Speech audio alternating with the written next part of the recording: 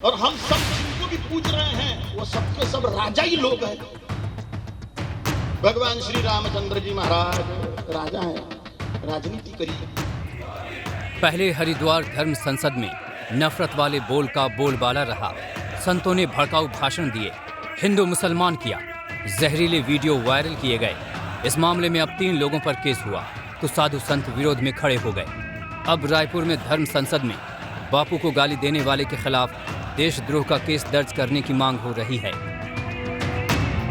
भगवान श्री कृष्णचंद्र जी महाराज राजा थे, राजनीति करिए। कांग्रेस नेता संजय निरुपम ने ट्वीट किया, ये भगवाधारी फ्रॉड राष्ट्रपिता महात्मा गांधी को सरेआम गालियां दे रहा है, इसे तत्काल अंदर करना चाहिए। मान रहे हैं, पूज रहे हैं, वो सारे के सारे राजा थे और राजनीति। तो महाराष्ट्र के मंत्री नवाब मलिक ने लिखा, सत्य अहिंसा को झूठे और हिंसक कभी हरा नहीं सकते।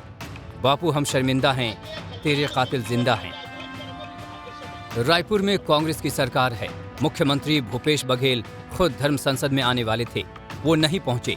लेकिन क्या वो इस जिम्मेदारी से बच पाएंगे कि उसके राज्य में धर्म संसद हुआ और वहां बापू को गालियां पड़ी, उनके कातिल नाथूराम गोडसे को सलामी दी गई और संविधान की मूल भावना की धज्जियां उड़ी। अब सरकार एक्शन की बात तो कर रही है, लेकिन एक दिन बाद भी कोई हरकत नहीं है। कांग्रेस ने एफआईआर जरूर दर्ज कराई है। सिविल लाइन थाने जाकर कांग्रेस नेताओं ने कालीचरण को गिरफ्तार करने की मांग की। एफआईआर दर्ज करा रहे हैं क्योंकि ये अपमान पूरे देश और विश्व का अपमान है। राष्ट्रपिता महात्मा गांधी के बारे में जिस ढंग से अब शब्दों का कहा है धर्म संसद में, तो कहीं ना कहीं पूरे देश के नागरिकों में रोष की भावना है। तो हम सब कांग्रेस जन आज सिविल लाइन पहुंचकर एफआईआर दर्ज करवा रहे हैं। हरिद्वार धर्म संसद में भड़काऊ बोल पर अब 3 लोगों के खिलाफ केस दर्ज किया गया है। 2 नए नाम हैं, मंडलेश्वर अन्नपूर्णा भारती और महामंडलेश्वर धर्मदास। धर्म बदलकर जितेंद्र नारायण सिंह त्यागी बने वसीम रिजवी पर पहले ही एफआईआर हो चुकी है। पुलिस जांच में जुटी है। वीडियो सर्कुलेट करने वाले भी रडार पर हैं, लेकिन पुलिस की कार्रवाई से संतों का पारा चढ़ा हुआ है। रेड करते हैं तो तलवारों के। सबसे पहले तो जो एफआईआर दर्ज हुई जिसमें हमारे जितेंद्र नारायण सिंह त्यागी जी का नाम था, वो एफआईआर ही बहुत दुर्भाग्यपूर्ण घटना है। जितेंद्र नारायण सिंह त्यागी जी का पूर्व नाम वसीम रिजवी था। वसीम रिजवी जी सिया वक्फ बोर्ड के चेयरमैन रहे हैं।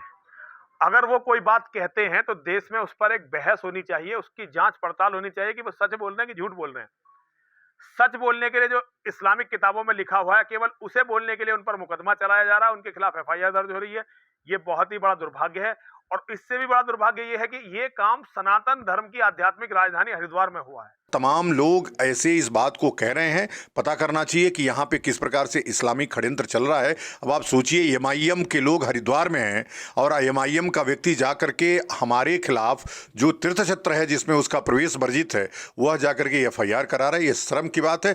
हिंदुओं के लिए भी शर्म की बात है कि लाखों मुसलमान संतों के खिलाफ सड़कों पर हैं तथा कथित सेकुलर नेता सड़कों पर है, और हम टकटकी लगा करके देख रहे हैं कि कब संतों के ऊपर एफआईआर होगा और कब वो जेल जाएंगे। यहां जेल जाने की कोई परवाह नहीं है, गर्दन भी कटेगा तो कटाने के लिए तैयार है।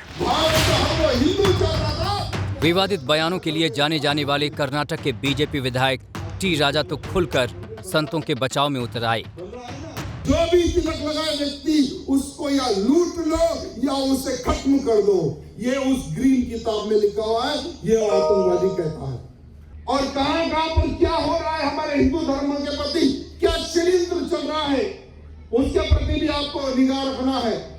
तभी पहले आप सुरक्षित रहेंगे, उसके बाद में बेलगाम का हर वो हिंदू सुरक्षित रहेगा। धर्म संसद से विवेकानंद का भी नाता रहा है।